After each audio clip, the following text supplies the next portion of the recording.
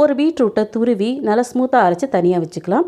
ஒரு மிக்சிங் பவுலில் 2 கப் கோதுமை மாவை சேர்த்து அது கூடவே 1 ஸ்பூன் சீரகம், அரை ஸ்பூன் உப்பு, நம்ம அரைச்சி வச்ச பீட்ரூட் பேஸ்ட், அந்த மிக்சி ஜார் அலாசின தண்ணி, இது எல்லாத்தையும் சேர்த்து ஒரு பூரிக்கு மாவு பிசைகிற மாதிரி பிசைஞ்சு எடுத்துக்கலாம். அதுலேருந்து ஒரு சின்ன உருண்டை எடுத்து கோதுமை மாவை தூவி பூரிக்கு நம்ம தேய்ச்சி கொடுக்குற மாதிரி நம்ம தேய்ச்சி எடுத்துக்கலாம்.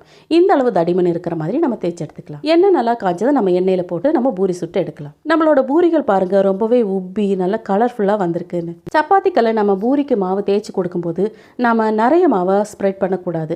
ஏன்னா நிறைய மாவு நம்ம சேர்த்தும் போது அந்த எண்ணெயே ரொம்பவே கலங்கலாக வந்துடும். ரொம்பவே லைட்டாக ஒட்டாமல் இருக்கிறதுக்கு மட்டும் நம்ம சேர்த்துக்கிட்டா போதும். இப்போ பாருங்க நம்ம எவ்வளோ பூரி நம்ம சுட்டு எடுத்தாலும் நம்மளோட எண்ணெய் வந்து ரொம்பவே கிளியராக இருக்கும். அவ்வளோதான் ஃப்ரெண்ட்ஸ், நம்மளுடைய சூப்பரான பிங்க் கலர் பீட்ரூட் பூரி சூப்பராக ரெடியாக இருக்குது. இந்த ஒரு ஹெல்த்தியான சாஃப்டான கலர்ஃபுல்லான பூரியோட கடலை குழம்பு, உருளைக்கிழங்கு மசாலா, இது எல்லாமே அட்டகாசமான காம்பினேஷனாக இருக்கும். தேங்க்யூ.